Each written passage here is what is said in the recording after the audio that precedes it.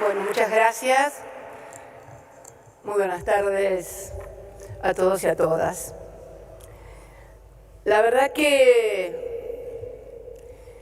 Malvinas y 40 años tienen, por lo menos para mí, varias dimensiones, no una única dimensión. La primera, una dimensión casi personal, familiar. A diferencia de lo que sucedía en el resto del país, en las ciudades patagónicas, en Gallegos, San Julián, Deseado, Comodoro, Río Grande, Ushuaia, la guerra se vivía. En Río Gallegos recuerdo que había operativos oscurecimiento. A la noche, en nuestras casas, en la casa que todavía hoy vive Máximo, él iba al jardín de infantes de enfrente, es una casa que no tiene ni persianas ni celosías, con lo cual todas las noches había que colgar frazadas para que no hubiera una sola luz. Y cuando uno salía con el auto a la calle, que había que evitar salir de noche, debía poner con cinta adhesiva negra, tapar todos los faroles, todas las luces del auto y dejar simplemente una rayita, en la parte de atrás una rayita roja y en la parte de adelante una rayita blanca. A Máximo, que tenía 5 años en ese entonces, le hicieron hacer en varias oportunidades simulacros de bombardeo y esconderse abajo de las mesitas y de los pupitres. Y en Río Gallegos al menos arrastrábamos durante todo el conflicto el karma que se decía que el Reino Unido finalmente iba a bombardear alguna ciudad en el continente para disuadir y que no hubiera resistencia, y que esa ciudad iba a ser la ciudad de Río Gallegos, por ser la más grande en línea directa a Malvinas. Somos después, creo, de Puerto Deseado y Puerto San Julián la más cercana en línea recta. Así que se imaginan. E increíblemente, haber vivido durante todo el conflicto en Río Gallegos los aviones que se escuchaban ir y venir, por esas cosas de la vida y del destino, el 14 de junio, el día que cayó Puerto Argentino, estaba aquí en Buenos Aires. Había viajado con Máximo, que era muy pequeño, a ver a mi madre. Mi padre había muerto durante el conflicto. Y ese 14 de junio vine de La Plata, lo dejé a Máximo con su abuela, y me vine a ver a unos amigos, colegas profesionales que tenían que verme aquí en Buenos Aires. Y estaba en el estudio, las cercanías, en la zona del microcentro, cerca de la Plaza de Mayo, cuando una de las secretarias entró y dijo: se está juntando la gente en Plaza de Mayo. Y ahí no lo dudé ni un instante, porque la última vez que había estado en la plaza había sido el 17 de octubre del 74, el primer 17 de octubre sin Perón, que fui a la plaza. Creo que Isabel ahí había nacionalizado las bocas de expendio, no me acuerdo, algo de eso había, y fuimos a la plaza porque era el primer 17 de octubre sin Perón, año 74. Desde aquel día no había vuelto a la Plaza de Mayo y volví casualmente el 14 de junio. La gente se comenzó a golpar y empezaron cánticos. Cuando aparecían los camiones de exteriores de Canal 7, que durante todo el conflicto habían asegurado que íbamos ganando, la gente tiraba monedas contra los periodistas, contra los camiones de exteriores. Algunos otros agarraban el diario vespertino La Razón, que decía con un titular catástrofe, como solía decir La Razón, cayó Puerto Argentino. Incendiaban, quemaban los diarios y los tiraban. A eso de las 6 de la tarde la plaza era un solo grito, repleta de gente de bote a bote, con todas las consignas que se puedan imaginar. Y ahí, bueno, ahí tuvimos que empezar a correr. Yo me había encontrado con unos amigos y empezamos a correr gaseados y tuvimos que llegar a la 9 de julio. Así que es una vivencia personal muy particular. Hay también, creo, una dimensión institucional de Malvinas que me tocó abordar como presidenta. Hoy hacen exactamente 10 años que enviamos una carta al Comité Internacional de la Cruz Roja para poder identificar a los soldados NN que solo conocía a Dios y que estaban enterrados en el cementerio de Darwin, sin identificar. Fue una idea que increíblemente trajo un inglés, Roger Waters, el de Pink Floyd. Me vino a ver, impulsado por una periodista, y ahí nomás armamos la estrategia de convocar, de pedirle al Comité Internacional de la Cruz Roja como organismo humanitario y totalmente neutral que se pusiera en contacto con el Reino Unido para de esa manera ver si podíamos articular la identificación de nuestros combatientes. Y se dio en forma inmediata, una respuesta inmediata. Estaba en Ushuaia cuando, me acuerdo, anuncié esa iniciativa con la Cruz Roja. Contestaron de inmediato, y de inmediato conformamos un espacio en el Poder Ejecutivo entre el Ministerio de Justicia y Derechos Humanos, Cancillería, Ministerio de Desarrollo Social, la Escribanía Mayor de Gobierno, y hoy, de los 121 NN, soldado argentino, que solo conocía a Dios, ya hay 119 identificados.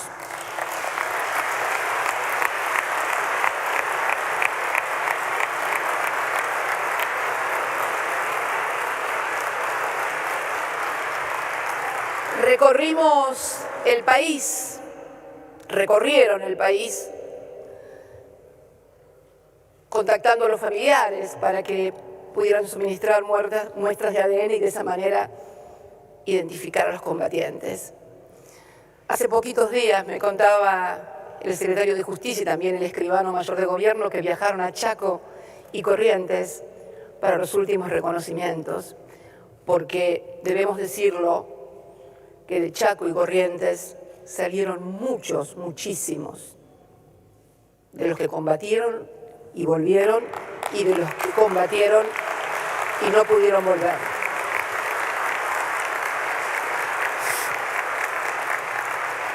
Me acuerdo que unos días antes también habíamos firmado el decreto ordenando la desclasificación del informe Rattenbach, aquel informe que la propia Junta Militar había ordenado hacer y que, bueno, que fue entregado a la propia Junta Militar antes del advenimiento del gobierno democrático y que luego, en ese año 2012, también ordené desclasificar. Y también no puedo dejar de mencionar y que tiene que ver con esto que estábamos hablando hoy, que uno escuchaba a Sergio, a Aldo, esa contradicción que en el fondo sentimos como argentinos frente a Malvinas y frente a los que urdieron esa guerra. Por eso también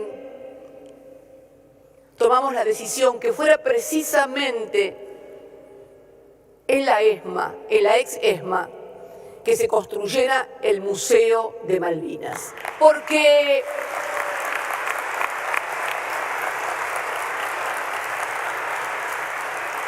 la historia no se toma con beneficio de inventario. A la historia hay que contarla completa. Recién, cuando se acercaba uno de los combatientes, Lovey, además de ser excombatiente, es hijo de desaparecidos. Su padre desapareció en 1976 en una fábrica, en un frigorífico, me dijo, en Avellaneda, ¿no es cierto? Me dijiste, mi madre, hijo desaparecido y combatiente de Malvinas. ¡Qué Argentina! ¡Qué Argentina, mamita! Fuerte, muy fuerte, muy fuerte.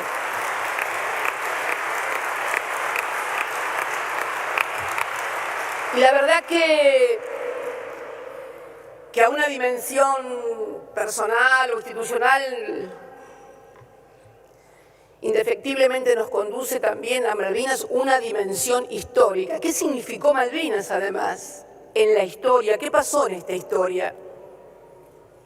Ustedes, los combatientes de Malvinas, fueron finalmente, junto a las madres, los que parieron la democracia, y fue precisamente Malvinas la que terminó y puso punto final a la historia del partido militar en la Argentina.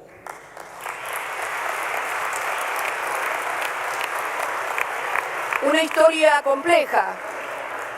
Ese partido militar cuyo bautismo de fuego, por así decirlo, fue el 6 de septiembre de 1930, cuando derrocaron a Hipólito Yrigoyen. Ahí comenzó el partido militar que culmina con la primera derrota militar del ejército y de nuestras Fuerzas Armadas, que es en Malvinas. Antes habían sido derrotados políticamente. Urdieron eso. Pero, y esto no es un sentimiento antimilitarista, por favor, nada más los peronistas no podemos, por origen, por historia, ser antimilitares, para nada. Es simplemente la descripción de un proceso histórico que trajo mucho dolor, mucho, pero mucho dolor. Y hay también una dimensión política y geopolítica de Malvinas, porque, a ver, esa decisión, esa adopción de esa decisión, tenía que ver con una derrota que ya venía del gobierno en la economía. Ustedes saben que el año 1981 termina con una inflación del 131%. Hola, ¿qué tal? Hola, ¿qué tal, Argentina? Lorenzo Sigot había dicho que había que olvidarse del dólar, y Galtieri había sido elogiado en Estados Unidos por un importantísimo asesor de Ronald Reagan, entonces presidente de Estados Unidos, como un general majestuoso.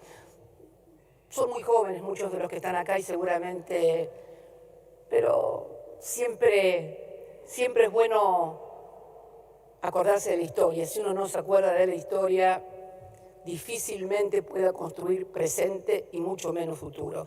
Y no es mirar, como nos quieren decir, por el espejito retrovisor para atrás. Hay que mirar por el espejito retrovisor, cosas que no te choquen de atrás, y mirando también para adelante, siempre. Siempre me pregunto, ¿qué llevó a esta gente a creer que Inglaterra no iba a reaccionar y iba a venir? ¿Qué fue lo que llevó a pensar que Estados Unidos no iba a ayudar al Reino Unido, su principal aliado global? Y fue algo que no solamente es privativo de militares, es una concepción frente al mundo y una mirada sobre nosotros mismos que no es solamente privativa de los militares o de esos militares, es también de los civiles, de no entender y de creer que el mundo se divide entre buenos y malos.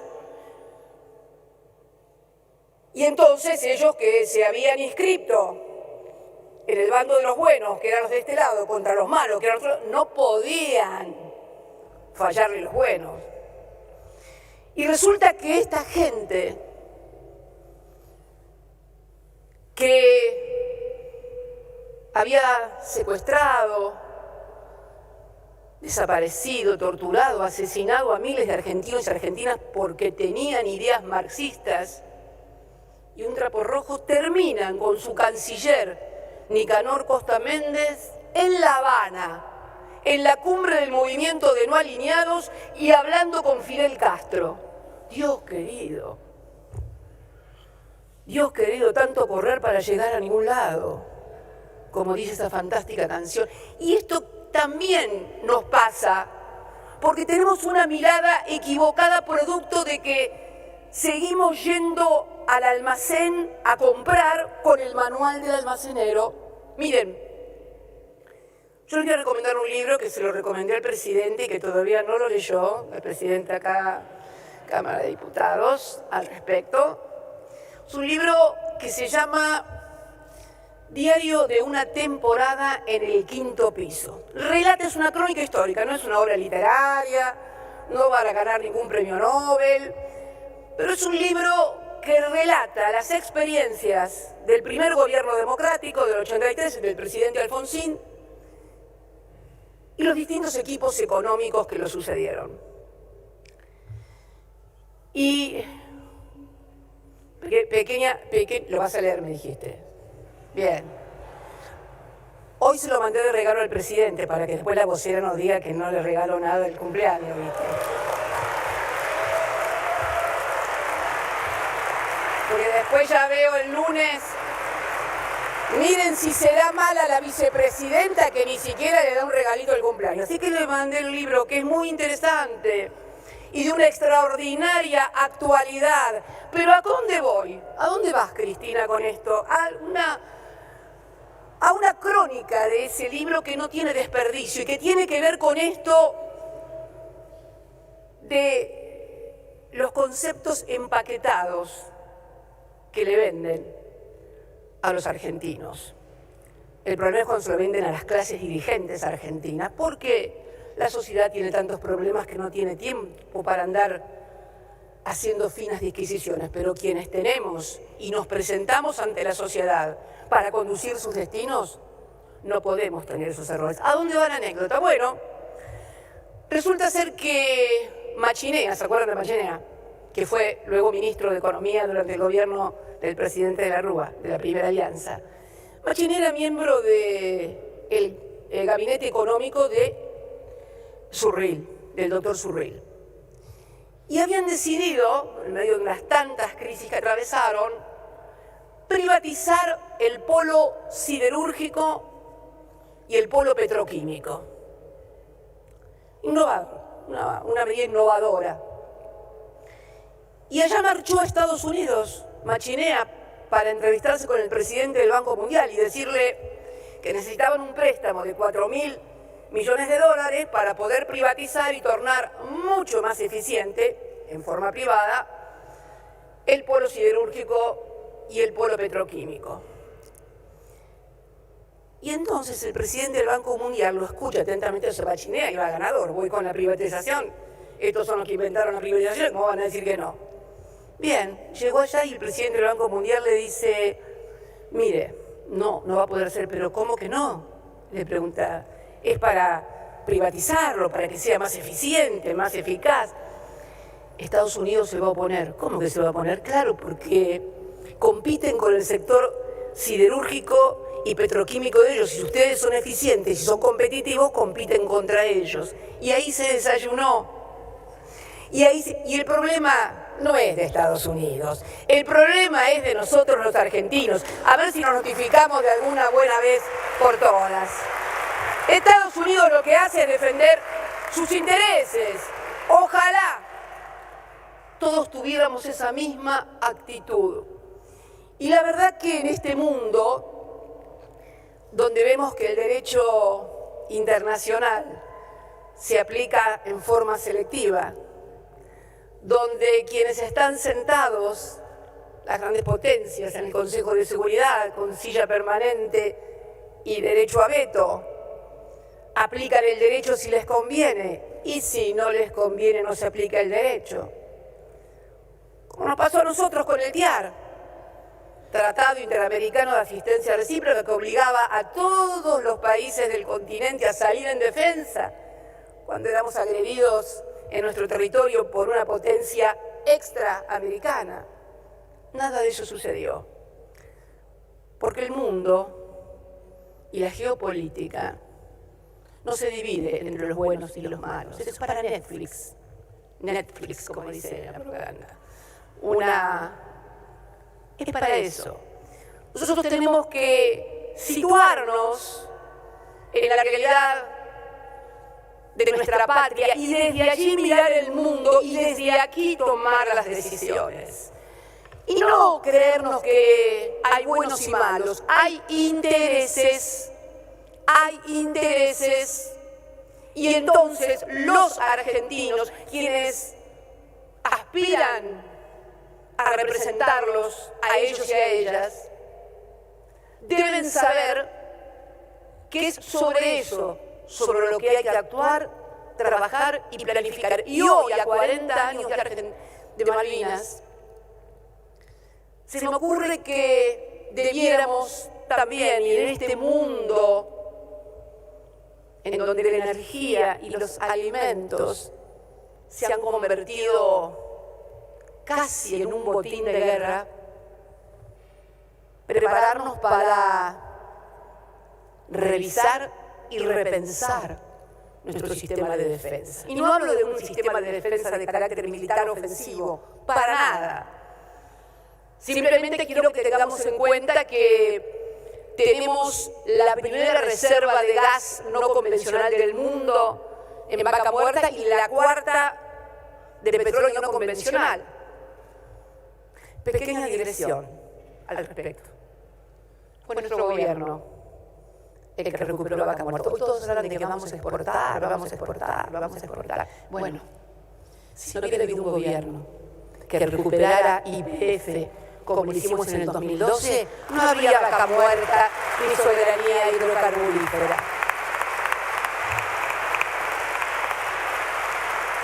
Y eso que nos dieron duro y parejo cuando mandamos la ley al Congreso, que además fue ley de este Congreso también. Así que yo creo que Malvinas no solamente puede ser una evocación espasmódica cada 2 de abril. Además de ser el imperativo categórico constitucional que nos obliga a seguir luchando y trabajando por ellas, además de luchar hay que hacerlo con inteligencia, con aliados y fundamentalmente trabajando en lo que tal vez sea más duro y que no es afuera, es adentro, lo que nos pasa a nosotros los argentinos. Yo la verdad que siempre digo que tuvimos una historia maravillosa. Tuvimos militares libertadores como San Martín y Belgrano, que libertaron con genio militar y con mucho patriotismo a la patria. Y tuvimos también militares libertadores económicos como Savio, Mosconi. Creo que, más allá de los matices que podemos tener, se hace necesario, se hace imperioso que podamos discutir políticas de Estado a partir de estas cuestiones. No es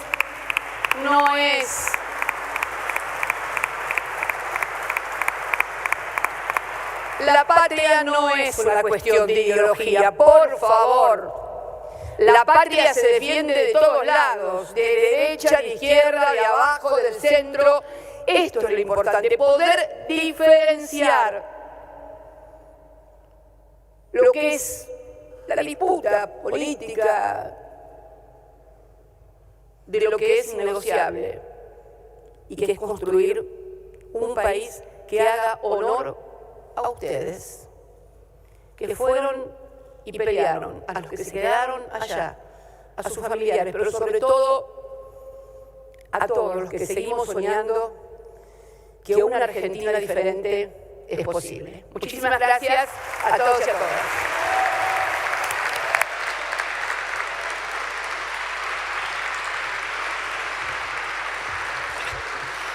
Con la palabra de la presidenta de la Cámara de Senadores de la Nación y vicepresidenta de la República, doctora Cristina Fernández de Kirchner, damos por concluida esta ceremonia.